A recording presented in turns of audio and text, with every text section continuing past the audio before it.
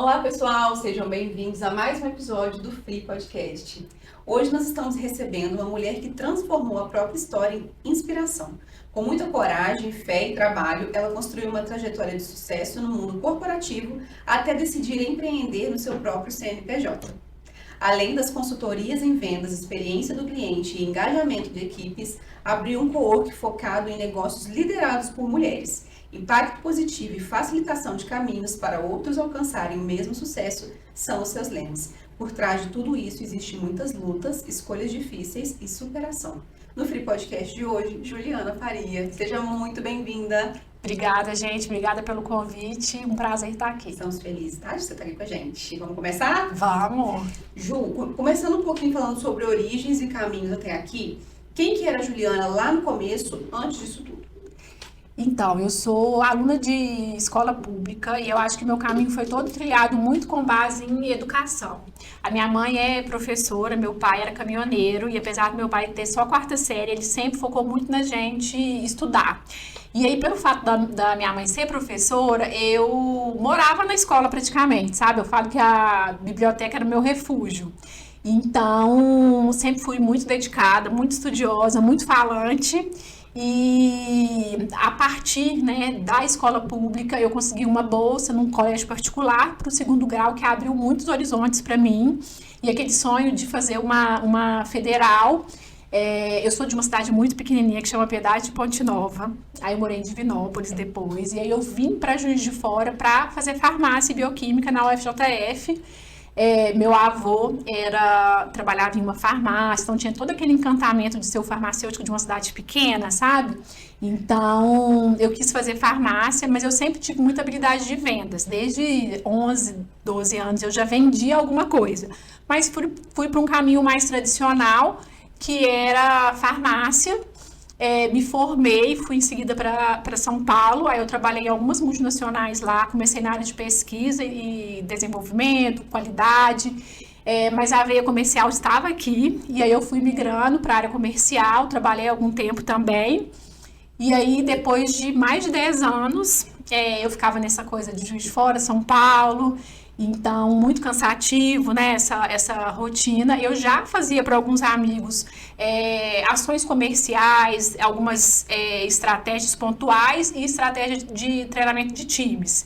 Eu comecei a fazer isso em paralelo e até que eu resolvi, falar, não, vou sair desse CNPJ de outro para empreender no meu próprio. Eu sempre acreditei muito em intraempreender. Então, assim, toda empresa que eu trabalhei, eu dei meu sangue, desde a empresa júnior. Então, assim, e aí eu fui para as consultorias. O cowork veio em seguida. Eu precisava de uma sede para mim e eu via coworks em outras cidades que fomentam muito essa troca, esse fortalecimento conjunto e um cowork focado em negócios liderados por mulheres, por todas as dificuldades que a gente passa.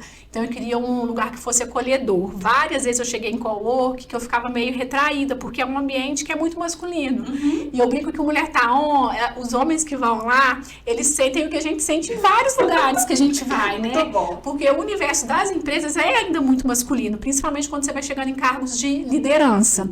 E lá a gente inverte isso um pouco, mas eu falo que a mulher tá e aliados, né? Porque a gente tem clientes homens e agregados, quem quiser apoiar a causa. E aí o cowork veio também como esse espaço para inovação, para criatividade, para poder completar essa jornada empreendedora. E teve alguém que te inspirou a seguir essa parte de caminho de venda e também de experiência com o cliente? Você também é muito boa nisso, de relação com experiência ao cliente. Eu queria que você falasse um pouquinho pra gente dessas duas coisas. Então, eu acho que a minha família tem alguns comerciantes. Meu pai, antes de ser caminhoneiro, ele foi representante comercial. E aí eu lembro que novinha, eu ia na Feira Hippie em BH, comprava brinco. Aí eu usava o brinco primeiro, olha que cara de pau. Ia pra escola e depois eu vendia o brinco que eu usava. Bazar. Isso aí. Falava, não, eu vou vender pra você, mas eu vou usar primeiro. E aí, já na indústria farmacêutica, né, quando eu entendi o quanto que essa abordagem minha comercial me abria caminhos, porque quando eu trabalhei uma época em assuntos regulatórios, que é para você registrar aquele medicamento. Então, você junta toda a documentação para comprovar que aquele medicamento realmente funciona e aplica na Anvisa. Muitas vezes, eu precisava de documentos que só o Brasil necessitava. E aí você vai numa indústria multinacional, poxa, por que que o Brasil está pedindo isso? Eu usava muito argumento comercial, eu falo, olha, ok, a Anvisa tem essa exigência, a Anvisa é uma agência relativamente nova quando a gente compara com outros países, então ela está pedindo isso. E a gente precisa, porque senão o prejuízo financeiro vai ser de X reais, a gente vai ter X pacientes não atendidos. Eu comecei a perceber o quanto que a abordagem de vendas, ela é palatável para a pessoa, né? A hora que dói no bolso, todo mundo se assusta. E uma outra coisa também que me incomodava muito, agora já pensando em Juiz de Fora, é o atendimento ao cliente. Quando eu mudei para cá, Divinópolis é uma cidade que pulsa comércio. E aí, eu estava acostumado com esse tipo de atendimento. Quando eu vim para cá, as pessoas não me atendiam bem. Eu achava que é porque eu tinha cara de estudante. Depois que eu voltei mais velha, eu falava, poxa, eu não tenho cara de estudante. Por que as pessoas me atendem assim? E produto por produto, hoje em dia, né? Qualquer pessoa pode vender, por exemplo, sei lá, um tênis da Nike. Há 30 anos atrás, 20 anos atrás, você tinha que ir numa loja específica que tinha aquele produto. Hoje em dia, não. Então, o diferencial é o vendedor, é aquela relação. Então, eu percebi que esse era um diferencial meu. E aí, dentro da indústria, quando eu migrei para a área 100% comercial, os meus resultados, eles eram muito bons. Eu cheguei a ganhar algumas premiações legais de vendas, prêmios internacionais, foi muito legal. E o que eu fazia de diferente era uma abordagem customizada, pensando no cliente de forma individualizada. Depois, estudando, porque eu era farmacêutica, até só farmacêutica, né? Eu fui começando a estudar isso de cultura centrada no cliente, o quanto que essa é uma abordagem que já estava sendo usada em diversas empresas e o quanto que isso era diferencial. E aí, na minha abordagem, eu adotava muito isso, os resultados foram muito bons, e a partir disso eu falei, não, deixa eu pegar meu casaco de vendedora e ficar com ele. E aí a experiência, ela veio com essa metodologia realmente que fecha esse ciclo. É 7 vezes mais caro conquistar um novo cliente do que você cuidar do cliente que já está com você, que já teve algum impacto com aquela marca. Então, se todos os empresários soubessem disso, como que os nossos resultados seriam melhores, né? O Brasil é um país que muitas empresas fecham, então a gente tem esses números, são números muito tristes, porque eu falo que todo mundo que abre uma empresa é um sonho que ele está colocando no mundo. E uma abordagem centrada no cliente de forma simples, eu falo que não precisa ser caro, eu falo que é um bilhetinho que você coloca, sabe? Aquele cuidado, aquele carinho já faz muita diferença desse seu resultado. Então, eu falei, não, Deus, eu vou pegar isso como meu mesmo, sabe? E aí eu abandonei, eu falo que na outra vida, quando eu era farmacêutica, porque agora eu sou 100% vendas mesmo. E qual que foi o seu maior desafio no começo da carreira? Eu acho que um desafio muito grande que eu tive foi não saber inglês. O que acontece? Aprendi a duras penas. O que acontece? É uma história até engraçada. Quando eu me formei em farmácia, eu queria trabalhar em São Paulo e eu queria uma indústria multinacional. E aí eu mandei vários currículos com endereço aleatório de São Paulo para passar naquela primeira leva de currículos, que eu nem tinha endereço lá, e coloquei que eu tinha inglês fluente, claro. De repente eu passo em um processo seletivo, fui para lá, eu me formei em dezembro, no dia 17 de janeiro eu já estava trabalhando, eu mandei muito currículo e aí passei em um processo seletivo, na época a indústria era Novartis, uma indústria suíça. Quando eu cheguei no primeiro dia, Bárbara, assim, todo mundo falava inglês e espanhol, e eu naquela coisa do verbo to be de escola pública. E na faculdade, eu até tive contato com alguns artigos em inglês, só que como eu trabalhava e estudava, os meus amigos me ajudavam muito. Então, várias vezes eles faziam um resumo para mim, o que foi muito bom, mas assim, aí passei e falei, agora, eu preciso aprender. E aí eu lembro que mais da metade do meu salário era inglês, eu todos os dias estudava. Eu lia as coisas em inglês fingindo que estava lendo, porque eu não sabia mesmo. E aí eu chegava em casa, fazia aula de inglês, aí depois eu traduzia, porque todos os procedimentos operacionais, tudo era em inglês. E aí, um ano eu saí do 0 para o intermediário. Só que tinha algumas reuniões em inglês. E aí eu estava em um projeto que era a América Latina toda. E eu lembro que assim, várias vezes eu tirava o meu telefone da tomada, porque na época, né, gente, antigamente, você tinha um ramal. E aí eu tirava o telefone da tomada, porque eu falava, se me ligarem, ferrou. E aí eu aprendi no Google Tradutor como é que eu falava que eu estava muito ocupada, que era melhor a pessoa me mandar um e-mail. E aí meio que eu acostumei as pessoas dos projetos que era muito melhor conversar comigo por e-mail, porque eu estava sempre em reunião, mas era mentira. Era só para eu não ter que falar inglês no telefone. Aí depois de uns 6 meses de casa, eu já estava um pouco mais inteirada, aí eu pedir ajuda para alguma amiga, as pessoas falavam assim, não, Juliana, mas é claro que você consegue falar. Eu ficava assim, mal sabe que eu não sabia nada de inglês. Então, eu acho que foi uma grande dificuldade, né, essa questão do inglês. O fato de eu ser nova também, eu acho que foi também um outro dificultador. Essa parte financeira mesmo da coisa, eu acho que é uma coisa que pega muito, porque você muda, você não tem 0 salário, você tem que estar numa cidade grande, numa cidade nova, então são muitas barreiras, mas eu falo que a energia e o sonho também move muito. Muito, muito. Então, o poder da cara de pau, eu falo, que foi o que me fez, assim, também deslanchar, sabe? E o que mais te fascina na área de experiência, cliente e vendas? O ganho de faturamento e a previsibilidade.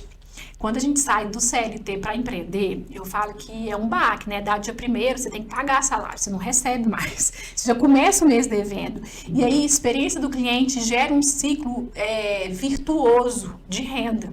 Então, não quer dizer que seus clientes vão comprar todos os meses, mas eles vão te indicar. Um cliente que é advogado da sua marca, ele está sempre te indicando, isso vai retroalimentando, sabe? Então, você consegue funcionários mais motivados e uma previsibilidade nesse seu faturamento. Isso é paz na vida do empresário, sabe? Então, isso é uma coisa que, quando eu vejo esse resultado acontecer, é uma coisa que me deixa muito feliz. E dá voz e espaço para boas marcas e bons serviços, sabe? Porque eu falo que o picareta, ele vai ter um excelente marketing. E a gente vê isso demais hoje em dia na internet, né? Eu falo que é aquela pessoa que vende e que você vê assim, não tem nem currículo, né? Então, eu acho que a gente ter mais sementes de boas informações nas redes, de bons serviços e de bons produtos. E como que foi essa transição de você sair do CLT para poder abrir o seu CNPJ? Aconteceu comigo recentemente e realmente um baque mesmo. É difícil até você acostumar com as, digamos que, regalias que o CLT te proporciona para poder encarar o mundo assim com um negócio seu. Sim. Como que foi essa transição para você? Morro de saudade do Vale Refeição, gente. Ai, adorava Vale Refeição. Plano de saúde pago pela empresa. Sim. Ai, gente, eu tinha carro pago pela empresa. Seguro. Então, assim, eu senti muito. Eu fiz de uma forma gradual, mas eu cometi algumas falhas. A primeira coisa é a gente, se possível, fazer um caixa para você ter um fluxo melhor. Foi o primeiro erro que eu não fiz. Eu tava pegando o meu apartamento novo, então eu coloquei na cabeça assim, a hora que eu pegar o meu apartamento novo, eu vou assinar minha carta de demissão. Já tava combinado com a empresa e tudo. E aí, só que assim, quando você pega apartamento, é uma florzinha, é um vasinho, é uma coisinha. Então, assim, tem muito custo. Então, o que eu tinha previsto, né, de caixa, de fluxo, diminuiu muito. A gente tem as questões da pressão de um novo mercado, né? Porque eu trabalhava no mercado nacional, muita empresa paulista, aí você vem para o mercado Juiz Forano, que tem algumas particularidades. Então, eu acho que essa previsão de caixa, eu acho uma coisa bem essencial. Eu falhei, mas assim, não deixo de fazer. Então, eu acho que programar. Outra coisa que eu acho que fez muita diferença é eu entender os meus talentos de forma muito clara. Pouco antes de eu alçar esse voo, eu fiquei namorando, a gente fica, né, namorando e tal, vou, não vou. Eu fiz um mapeamento, né, de branding pessoal, que é até um serviço que eu tenho hoje. Isso fez muita diferença para mim, porque eu tinha muita clareza de quais eram meus pontos fortes. Em uma das etapas, a gente faz uma pesquisa de feedback 360 com todas as pessoas que já tiveram algum convívio. E na época, eu mandei para umas 60 pessoas. Porque eu falei, não, eu quero feedback de quem trabalhou comigo lá em 2010, lá em 2007, para entender quais eram os meus diferenciais para eu levar isso para o mercado. Isso me ajudou muito naquela hora que você recebe um não de um cliente, você fala, não, peraí, eu sou boa nisso aqui. Eu vou persistir, esse produto, esse serviço que eu estou vendendo faz sentido. Então, assim, a parte financeira, essa parte também de autoconfiança também, sabe? Que a impostora vem com tudo. Você fala, será? Então, eu acho que foi uma outra coisa que fez diferença positiva para mim. E me conectar com as pessoas, eu acho que resgatar, porque quando a gente faz uma transição, a gente vai numa carreira, aí você vai subindo, subindo, subindo. Quando você faz a transição, você quer chegar nesse patamar, porque você já está aqui. Mas aí você tem que ter um pouco de empatia com você mesmo, de entender, opa, eu estou começando uma carreira nova. Por mais que era já o que eu fazia, é uma carreira solo. E quando você tem um crachá, eu tinha um crachá de uma multinacional reconhecida mundialmente. De repente, o meu crachá era eu. Eu sempre trabalhei muito a minha marca, né? Sem saber, eu nunca me apresentava como Juliana da empresa X. Eu me apresentava como Juliana Faria. Eu tô aqui como pessoa física. Mas faz diferença. Eu falo que o crachá abre muitas portas. Então, invista desde sempre na sua marca pessoal, que eu acho que faz muita diferença. E foi algo que me ajudou muito.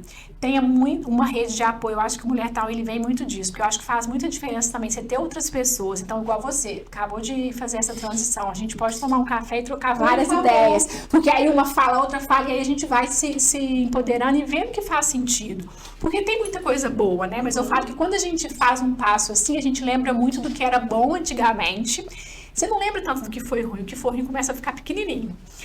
E aí você tem que se lembrar, opa, não, peraí, eu fiz por esse motivo, esse é o meu objetivo de curto, médio e longo prazo, eu estou numa nova construção, para a gente dar tempo ao tempo também, que é necessário, né? Um novo caminho, mas faz muito sentido, né? Eu falo que essa coisa da carreira solo, de você fazer o que você acredita muito também, eu acho que retroalimenta esse propósito de falar, não, vou lá, eu vou seguir, eu vou continuar. A sensação de agora é comigo. Ponto. Isso aí. E você acha que hoje ainda existe muitos tabus e julgamentos na área das vendas? Sim.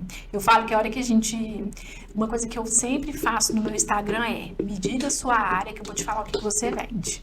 Porque todo mundo vende alguma coisa. O tempo todo. E aí as pessoas lembram daquele vendedor estilo Casas Bahia. Quer pagar quanto? Quer pagar quanto? Sabe aquela coisa chata? Mas vendas não é isso. Você vender é você persuadir alguém em relação à sua ideia. Então, um médico, quando está cara a cara com o seu paciente, ele está vendendo o seu tratamento. Quando eu coloco os meus filhos para o banho, eu estou vendendo que é necessário tomar banho do que assistir televisão. Eu estou persuadindo de alguma forma. Só que ainda tem muito esse tabu. Então, vários profissionais que podiam atuar de uma forma mais vendedora ficam escondidinhos. A gente tem aquela coisa assim... o meu trabalho fala por mim. Só que hoje em dia, com a rede social, todo mundo com um megafone na mão, você precisa falar do seu trabalho. E existem formas de fazer isso, que são formas que são envolventes, que são honestas, que são éticas e que não deixam que as pessoas duvidem do que você tem para o mundo. Uma vez eu estava com amigas e eu comentei que eu tinha acabado de fazer o registro de uma das minhas marcas. Aí uma amiga minha falou, poxa, por que você não fez comigo? Eu não sabia que você fazia isso. E na minha cabeça de lei, eu achava que advogado era uma coisa só, igual médico, especialista. Você sempre falou comigo só de processo trabalhista. Eu achava que você fazia só processo trabalhista. Ela, não, meu escritório faz também. As pessoas não falam o que elas fazem. Então, por causa desse tabu, eu acho que a gente lembra muito daquele vendedor que enganava, que era enjoado. E a gente tem esses vendedores aqui ainda. Mas tem muita gente que consegue vender de uma forma ética, respeitosa e envolvente. E aí é essa venda que eu acredito e que eu propago. E falando ainda sobre os vendedores charlatões, chatos, né? Eles têm muitas técnicas. Você acha que existe alguma técnica que é passageira? Eu acredito muito que hoje em dia a gente tem algumas técnicas que estão aflorando. Então, assim, storytelling falsificado. Todo mundo tem uma jornada do herói maravilhosa para te contar e vai lá embaixo, não sei o que, ela não superou e aí tenta te vender alguma coisa. Isso eu acho que vai cair por terra cada vez mais, porque a hora que a pessoa começa a falar, você já fica com ranço. A gente já vai virando hoje. Isso aí, a gente está percebendo mais isso. Outra coisa é a questão do uso de dados para oferta personalizada. Então, assim, uma coisa é você que está acostumada a comprar da minha marca, eu te mandar uma mensagem personalizada. Só que as empresas vendem dados. Aí tem uma outra marca Y que você teve um pouquíssimo contato, ela vai lá e te manda um e-mail super personalizado. Não vai conectar. Eu nem conheço essa marca, por que ela está me mandando isso? Então, eu acho que cada vez mais a gente está mais tendo um pouco mais de clareza nessas ofertas. E outra coisa que eu acho que vai cair muito por terra são gatilhos mentais de escassez. Porque aí acontece muito nesse mundo de cursos, ou vou falar uma marca de camisa que meu marido adora. E aí é sempre assim, a última vez que está 50%, só que a última vez que está 50% acontece de 3 em 3 meses. E aí você que está ali vendo a marca sempre, você já sabe que é só um gatilho para te fazer comprar. Isso te afasta. É isso aí, isso te afasta da marca. Então, eu acredito que cada vez mais esse jeito de ser apelativo, que não está conectado com uma verdadeira essência daquela marca, vai cair por terra. Na sua opinião, quais as habilidades mais importantes hoje em dia para quem deseja empreender na parte de consultoria? Eu acho que é estudar continuamente. A pessoa tem que ter aprendizagem contínua no DNA, porque a gente tem as metodologias, só que a todo momento a gente tem novas tendências. Então, a pessoa precisa gostar de estudar e gostar de estudar de forma profunda. A gente tem um mar de conhecimento com a profundidade de 2 dedos hoje em dia na internet. Então, assim, hoje em dia você pode pedir várias coisas para o ChatGPT e ele vai dar. Só que na consultoria você tem que resolver uma dor específica daquele cliente e que não está no ChatGPT. Ou o ChatGPT vai te dar algo um pouco mais genérico, que não vê o macro daquela empresa, daquelas pessoas. Então, é você gostar de estudar e gostar de pessoas. Porque são pessoas que fazem resultados. Então, se você quiser chegar numa empresa, colocar uma metodologia sem entender qual que é aquele universo, não vai ter sucesso no seu projeto. Você pode ser a pessoa com a metodologia validada por A mais B, porque você precisa de gostar de pessoas, para você escutar, entender, e a partir daí você ter a implementação de melhorias de forma conjunta. Então, você precisa gostar de gente. Perfeito. Vamos falar um pouquinho do Mulher Town? Oba! Conta pra gente em que momento ele surgiu. Então, o Mulher Town, ele surgiu em 2023.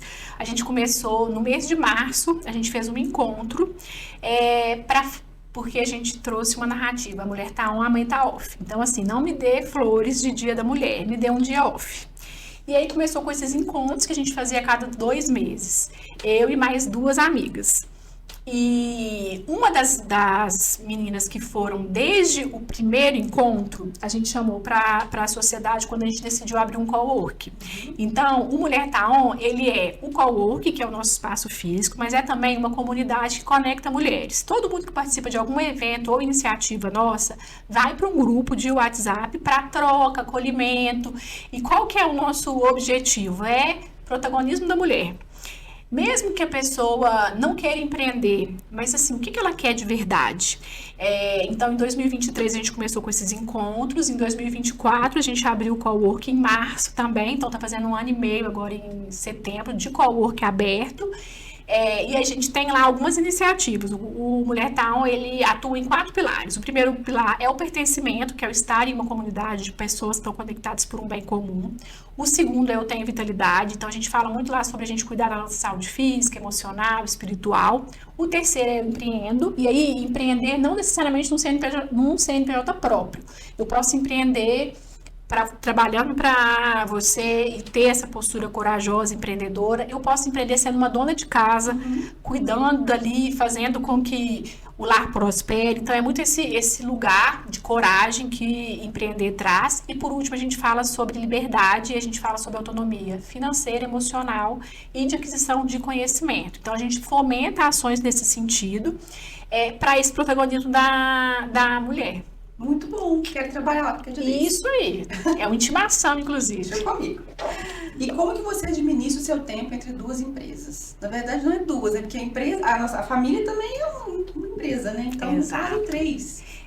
A gente tem dados, né, que mulheres gastam em média 10 horas semanais a mais que homens nos cuidados da casa, independentemente de ter filho ou não. A gente sabe que quando tem uma mulher, às vezes você pode ter 5 irmãos homens e você é a única mulher, geralmente o cuidado com os pais fica também com essa mulher. Então, eu tento ter uma agenda bem efetiva no sentido de deixar tudo anotado. Eu acho que é um pouco a veia analógica, né, da idade, mas eu preciso ter tudo muito anotado e eu tento separar por períodos curtos, porém focados. Então, eu tenho meu tempo de olhar o WhatsApp, aí eu fico 2 horas focada, depois eu paro, olho o WhatsApp. Então, assim, eu tento fazer isso. Outra coisa que me ajuda muito é a questão da divisão de tarefas, né? Então, o meu marido é muito parceiro, então a gente entende que a gente tem uma empresa junto, que tem 2 filhos, e a gente cuida muito disso também. Então, a gente se divide muito nessa questão da rotina com as crianças. Eu tive 2 vezes já burnout, então, assim, eu brinco que eu sou uma pessoa que é bastante workaholic, e que eu estou em recuperação. Então, assim, todos os dias eu falo, opa, eu não abusei, porque eu tenho um pouco essa tendência. E aí eu coloquei alguns limites. Então, assim, geralmente à noite eu não trabalho nenhum dia. A não sei que seja uma coisa especial, como aqui, super especial. Mas eu tento colocar esse limite e dividir a agenda assim. Por quê? Hoje em dia a gente é muito estimulado. Então, a todo momento é uma mensagem do WhatsApp, é olhar Instagram, a gente tem muita distração. E aí esse trabalho focado com a agenda bem definida me ajuda muito. E ter pessoas muito boas por perto, né? Então, assim, na consultoria eu tenho parceiros que são excelentes. No Mulher Town eu tenho as minhas sócias e tenho também funcionários que são muito boas. Então, a gente consegue ali fazer uma corrente do bem.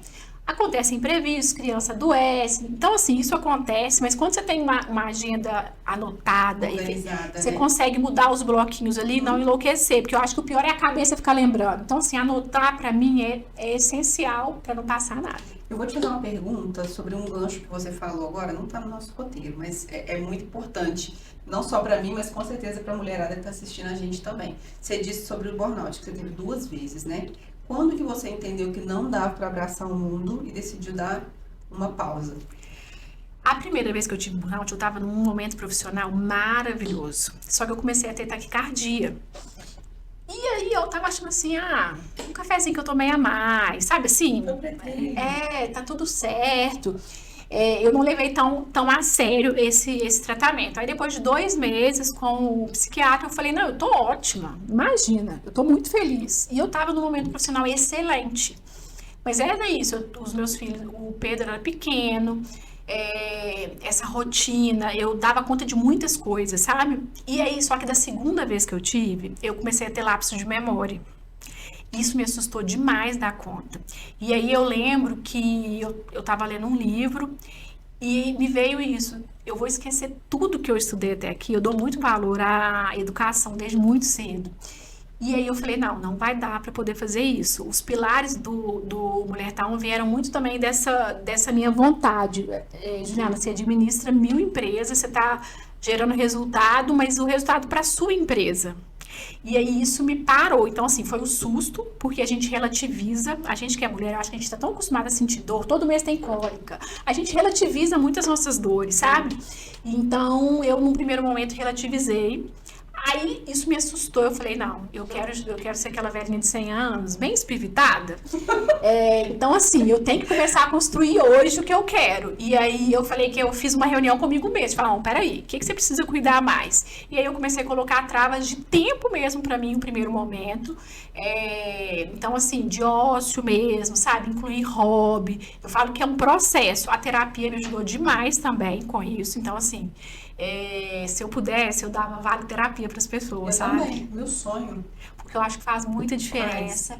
Desde que a gente olha e fala, essa pessoa não faz terapia. Não, essa pessoa tá precisada.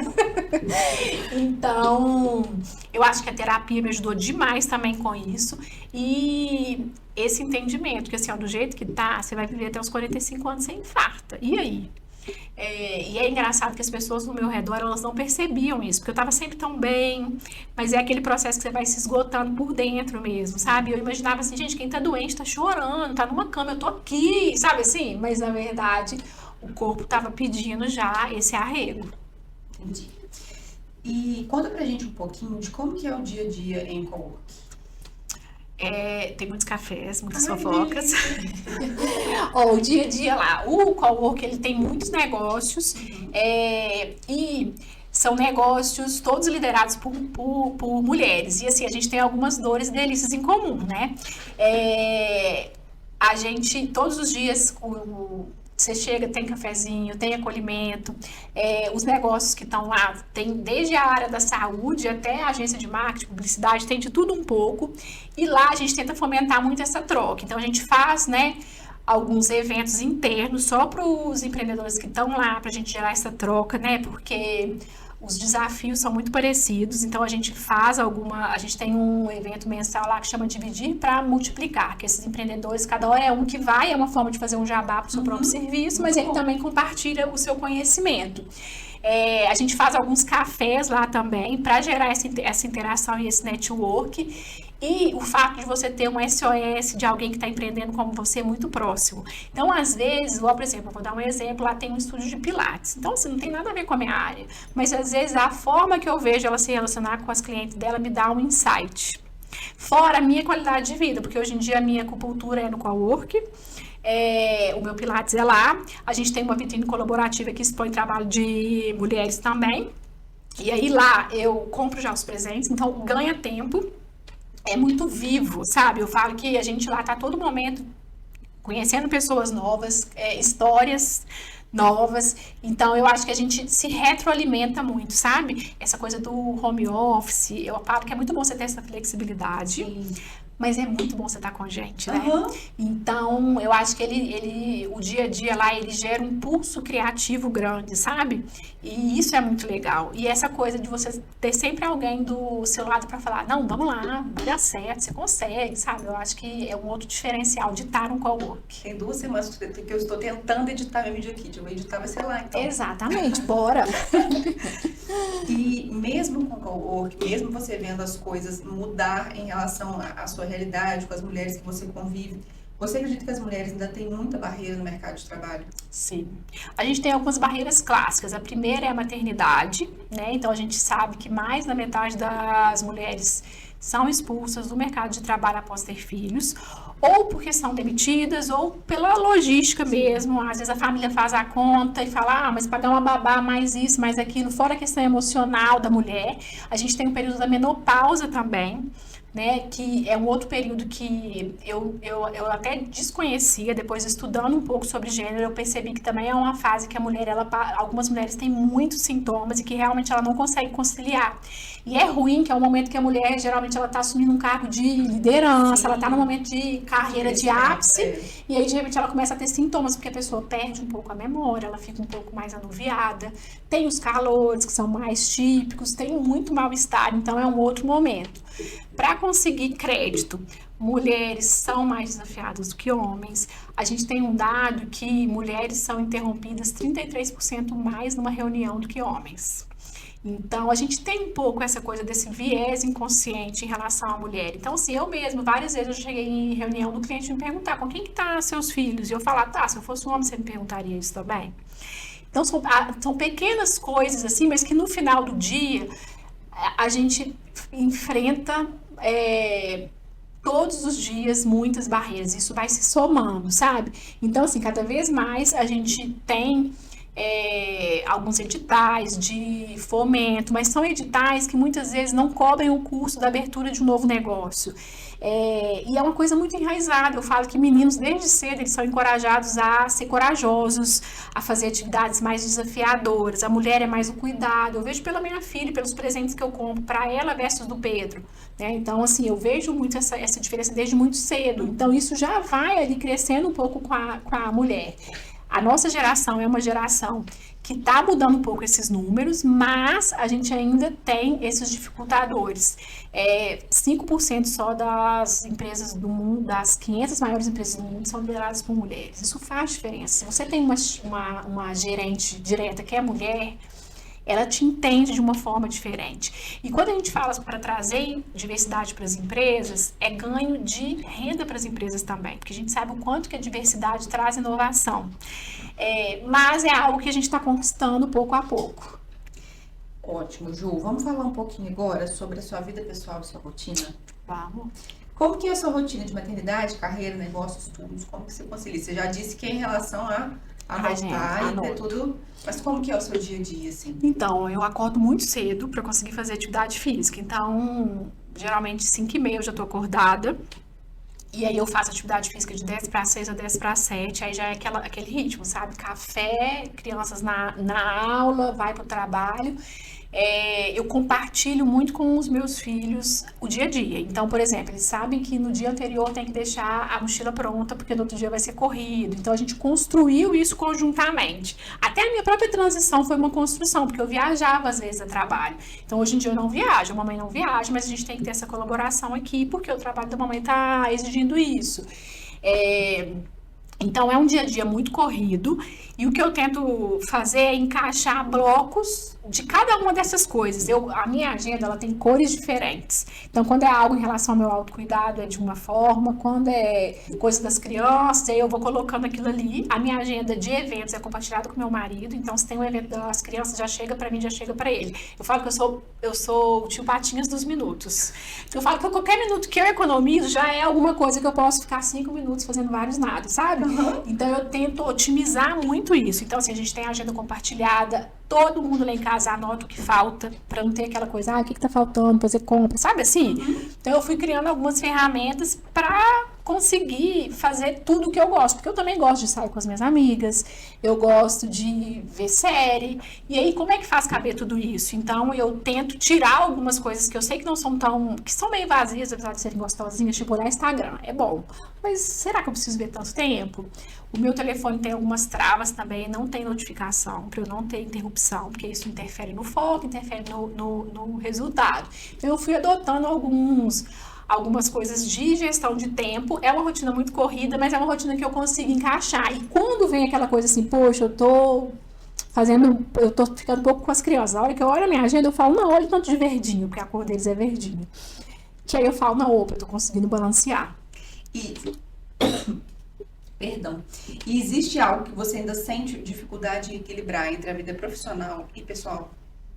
Eu acho que é questão da saúde. Eu tenho que ficar atenta. Porque junto uma preguicinha para atividade física, então eu tenho que ficar bem atenta em relação a isso, sabe? A parte de comer mais saudável, mais comida de casa, eu consigo manejar bem agora. Sempre que eu posso, eu falo, eu acho que eu merecia dormir uma horinha a mais, sabe assim? Então eu ainda sinto um pouco de dificuldade. E a culpa, porque eu falo que assim, a gente sempre acha que pode fazer algo melhor, para os filhos principalmente.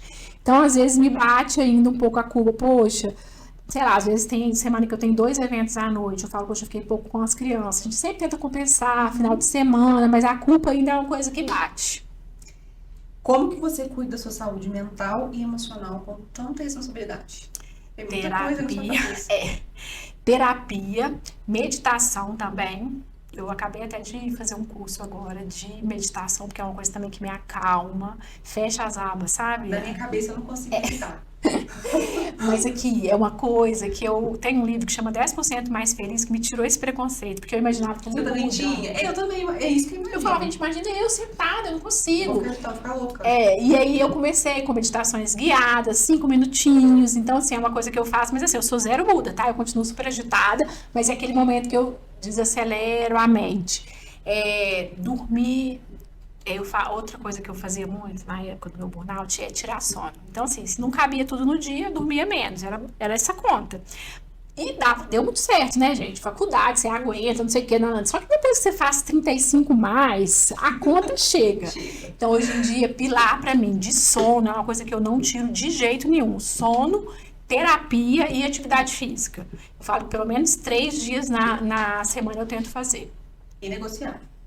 Inegociável. Inclusive comigo mesma, entendeu? Te entendo. Tem alguma história engraçada para compartilhar sobre a sua carreira? Contei a história do inglês mentiroso. Essa para mim foi a melhor de todas. Gente, não, e era muito engraçado que as pessoas me ligavam e eu falava assim, I'm very busy now, please send me an e-mail. Eu desligava. Ah, e outra coisa que eu fazia, antes disso, eu tirava da tomada. E aí, empresa grande, você fala assim, estragou, a pessoa já vem arrumar na hora. Eu falava, gente, isso não vem no dia. Será que não dá pra ficar 3 dias isso estragado? Que chamado rápido. Exato, que coisa chata, não precisa arrumar tão rápido. Foi uma coisa bem cara de pau. Outra coisa que eu já fiz, eu queria muito trabalhar com pesquisa clínica. E aí, na época da faculdade, eu fiz um estágio na USP. E aí eu soube que ia ter um congresso de pesquisa clínica, que eu jamais ia poder ir, que era muito caro. Aí eu olhei a programação e vi uma pessoa lá, e aí eu mandei, chamava Dagoberto Brandão. Aí eu mandei um e-mail para ele, parabenizando ele pela palestra no congresso que eu não fui, mas eu parabenizei, falei que foi ótima abordagem, que eu me encantei ainda mais com a pesquisa clínica, eu gostaria muito de conhecer a empresa dele. Mas ele era tipo CEO da empresa.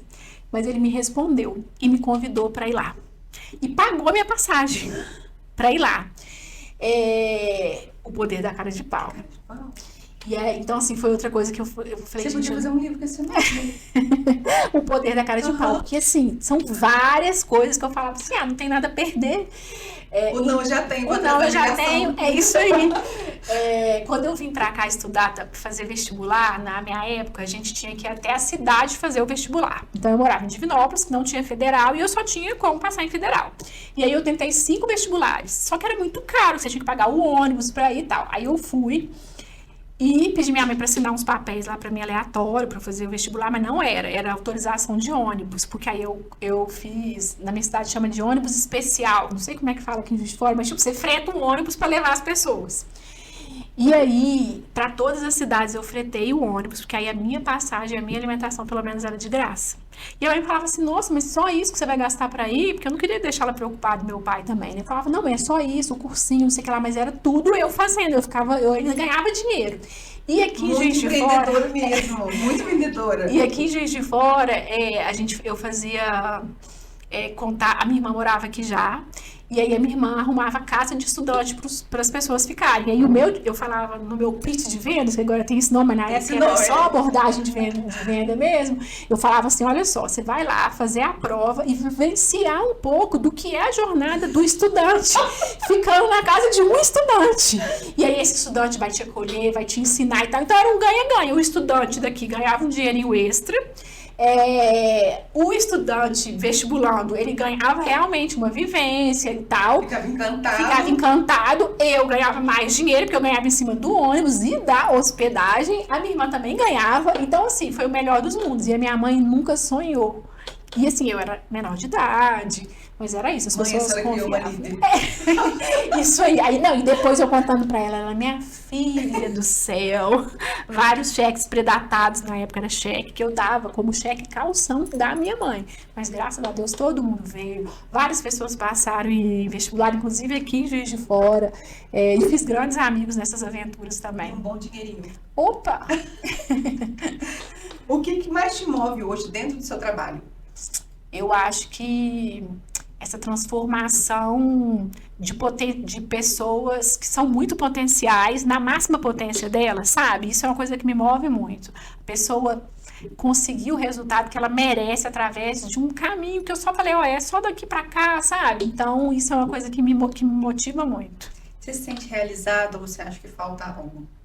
Eu me sinto muito realizada. Assim, ganhar na Mega Sena eu gostaria, entendeu? Mas de bom tom. Mas tô muito realizada. Quando você olha para a vida de um cliente, assim, que você ajudou a transformar, qual que é a sensação? É uma satisfação tremenda. É muito esse motivo, sabe? Eu falo que para a gente conseguir vender o nosso produto, nosso serviço bem, é a gente se preocupar com o resultado na sua vida e não com o resultado no meu bolso, sabe?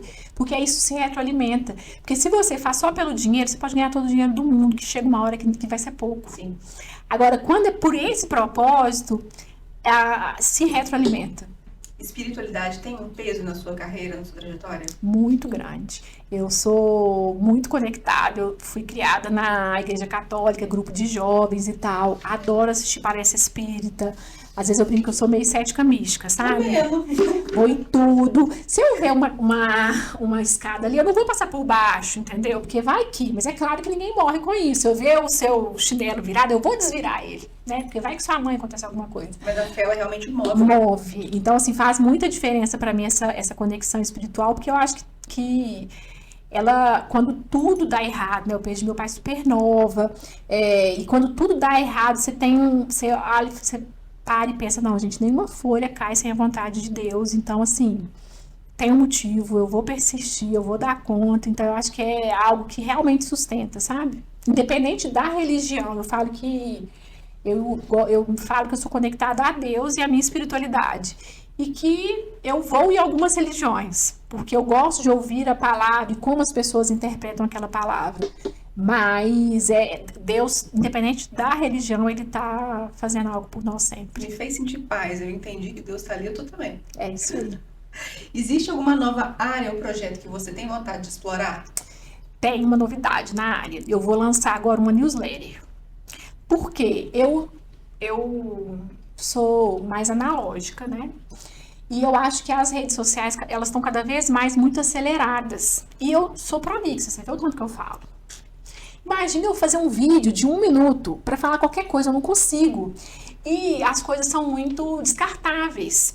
Então, eu vou lançar uma newsletter agora focada em negócios e vida, sabe? Trazer um pouco para compartilhar com algumas inspirações, para tirar um pouco a pessoa da aceleração. Porque a newsletter é um e-mail que vai chegar na sua caixa semanalmente com algumas inspirações ali.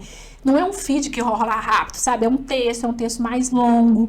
Então, eu acho que vai retomar algo que eu já fazia muito, que é essa escrita. Que eu acho que vai ser bom para um livro. Aí pode ser um ensaio para um livro. Então, e eu leio algumas newsletters, eu gosto muito, porque aí eu saio um pouco dessa aceleração, porque eu falo que o feed de rede social me acelera muito, que é sempre uma coisa acontecendo muito rápido. E aí hoje em dia eu me atualizo muito por newsletter. E eu falei, poxa, eu vou lançar uma, por que não? Então é uma coisa que vai vir aqui, eu acho que em 15 dias ela já tá no ar. Avisa a gente. Pode deixar. E como que você enxerga o futuro das profissões e do consumo no prazo de 5 e 10 anos? Eu acredito que a gente vai ter muita mudança pela inteligência artificial, né? A gente tem um relatório do Fórum Econômico Mundial que fala que a gente vai ter 40% das profissões vão sumir. E que, na verdade, elas vão ser reinventadas. Então, eu acho que pensando em futuro, né, do trabalho, é a gente seguir estudando e se atualizando, e não ter medo de testar e de errar. E a primeira vez que a gente abriu o Instagram, você postou uma foto errada. Mas, hoje em dia, é uma coisa que você faz sem nem pensar. A mesma coisa são as IAs que estão surgindo. Então, testar e continuar uma busca por conhecimento aprofundado, porque cada vez mais a gente vai ter esse conhecimento raso, isso não vai te levar a muitos lugares. Então eu acho que essa questão da IA acoplada ao trabalho humano, então assim, ela facilita muito a vida, mas eu acho que aquele toque, eu acho que a gente ainda vai ter. Muitas profissões realmente vão sumir, então a gente tem que entender, fazer uma análise de cenário crítico, independente da sua área. Então, por exemplo, antes um cálculo de um engenheiro que demorava um dia, hoje o ChatGPT faz. Só que, então, a partir disso, o que esse engenheiro vai fazer para ele seguir na carreira? Qual vai ser esse diferencial? Por quê? Porque ele vai usar o chat, inclusive para ele ter mais produtividade. Cada um de nós, nas nossas profissões, fazer essa análise de cenário, incluindo a IA no nosso dia a dia, porque é um caminho sem volta. E eu acho que cada vez mais a gente ter essa análise crítica, porque assim, fake news a gente vai continuar e vai só expandir. Então assim, esse investimento em educação é algo que eu falo muito e bato muito na tecla, porque eu acho que é só assim que a gente vai seguir não sendo enganado. Todo dia sai um bobo de casa, então a gente não pode ser ele. A gente vai ser o esperto. Por favor. Quais são seus maiores sonhos hoje, tanto profissional quanto pessoal? Eu quero muito ver o Mulher Tá.1 crescer. O impacto que a gente gera é algo que me toca o coração, sabe? Na consultoria também, eu quero crescer carteira de cliente. Na vida pessoal, eu queria um novo filho, mas meu marido já me vetou, entendeu? Já fez vasectomia, mas eu queria muito mais um filho. Eu tenho plano de fazer algumas viagens com as crianças, meus filhos são muito parceiros, sabe? Então a gente tá com alguns planos. Qual a idade deles? A Júlia tem 6 anos e o Pedro 10. Então, de fazer algumas viagens com eles, sonho de uma casa maior também, para receber mais amigos, e ter cada vez mais tempo de qualidade com os que eu amo. Se você pudesse conversar com a Juliana de 10 anos atrás, em português, sem inglês, não, tá? Por O que favor. você diria para ela? Eu ia falar pra ela, deixa eu ver, 10 anos atrás, pra ela confiar no caminho dela mais. Porque, né, eu nova, eu acelerei muito, assim, eu acho, sabe? Então, e cuidar da coluna dela, porque minha coluna até hoje sente, eu tenho 8 hérnias na coluna, eu ia falar, cuida da sua coluna, cuida mais da sua qualidade de vida, você vai alcançar os seus sonhos, mas não precisa ser nessa velocidade toda. 10 anos atrás era uma fase que eu estava trabalhando enlouquecidamente, meu marido enlouquecidamente também, porque ela pressa que a juventude tem, né? Então eu acho que eu ia falar com ela isso, olha, pode se cuidar também. E eu vejo que essas gerações agora, né, elas têm um pouco mais esse balanço. Eu vejo os estudantes caminhando, fazendo academia. Na minha época de faculdade eu só estudava, trabalhava, sabe assim? Então eu acho que esse balanço eu ia buscar um pouco mais de qualidade de vida desde mais cedo. Vamos agora para um ping-pong, um jogo rápido. Claro. Um medo. Ai, perder a memória. Um sonho que ainda não realizou. Viajar para Portugal com a minha mãe. Uma viagem inesquecível. Copenhague. Uma comida que você não resiste. Frango com quiabo. Nossa senhora, Ai, isso apelou. gente, costelinha com quiabo, eu amo comida Salivei mineira. Um hobby seu que ninguém imagina. Gostar de plantinha. Adoro. Mentira! Eu Adoro. realmente não imaginava. Adoro Que horas você cuida das plantinha. plantas, Juliana? Eu acordo, vou lá ver elas, entendeu? Aí elas florescem, eu até converso com elas, faço um cafezinho e falo, ai, que cheirinho. Uma mulher que te inspira. Ana Fontes, ela é uma mulher de São Paulo, negra, ela fundou a Rede Mulher Empreendedora, super disruptiva, muito maravilhosa. Um hábito que não abre mão. Café, cafezinho. Um aprendizado marcante. Deixa eu pensar. O poder da vulnerabilidade. Eu acho que foi um aprendizado marcante, porque por muito tempo eu tinha que dar conta de tudo. Eu acho que quando eu aprendi que tá tudo bem eu não saber algumas coisas e pedir ajuda, eu acho que eu dei um salto também de qualidade de vida. Uma palavra que define empreendedorismo para você. Coragem. Uma frase que resume a sua vida hoje. Coloca o pé que o caminho abre. Perfeito. Ju, a gente chegou ao fim. Amei. Deixa suas redes sociais pro pessoal, a sua do Mulher Tá On, pro pessoal acompanhar vocês. Ótimo. A minha é Juliana Faria Uai. Muito mineira, né? Muito! Seu arroba é muito bom. Juliana Faria Uai. Mulher Tá On 8, então só lembrar de 8 de março. Mazilab, que é a minha consultoria. Espero vocês lá, gente. Ju, muito obrigada. Obrigada pela sua pelo participação. convite. Fiquei muito feliz que você veio. Quando tiver novidades, pode voltar. As Pode portas estão deixar. sempre abertas para você, Amei. viu? Pessoal, esse foi mais um episódio do Free Podcast. Obrigada por quem assistiu até aqui. Um beijo para vocês.